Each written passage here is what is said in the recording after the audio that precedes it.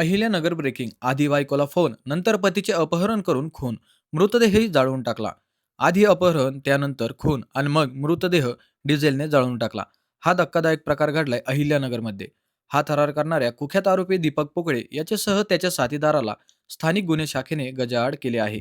पोकळे व त्याच्या 3 साथीदारांनी शिर्डी येथील सचिन गिदे याचे अपहरण करून नंतर त्याचा खून केला व प्रेत टायर व डिझेलच्या सहाय्याने जाळून टाकले, अशी माहिती पोलिसांना मिळाली आहे. 10 डिसेंबर रोजी शिर्डी येथील साई सुनीता हॉटेलमध्ये गेला होता. दरम्यान त्याची पत्नी श्रद्धा गिदे यांना आरोपी प्रवीण वाघमारे याने फोन करून सचिनचे हातपाय काढावे लागतील अशी धमकी दिली.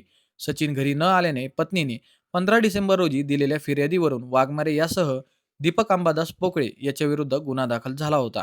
गत 15 दिवस आरोपी पोकळे हा त्याची राहण्याची ठिकाणे बदलत होता. पोलिसांनी त्याचा पुणे, नाशिक, खारघर, छत्रपती संभाजीनगर येथे जाऊन शोध घेतला.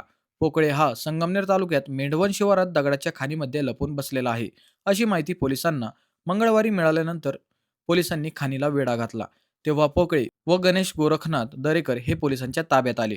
पोकळे, दरेकर, वाघमारे व कृष्णा संतोष वाघमारे यांनी सचिन गिधे याचा अनैतिक संबंध व आर्थिक व्यवहाराच्या कारणावरून खून करून त्याची प्रेत जाळून टाकल्याची माहिती आरोपींकडून पोलिसांना मिळाली आहे.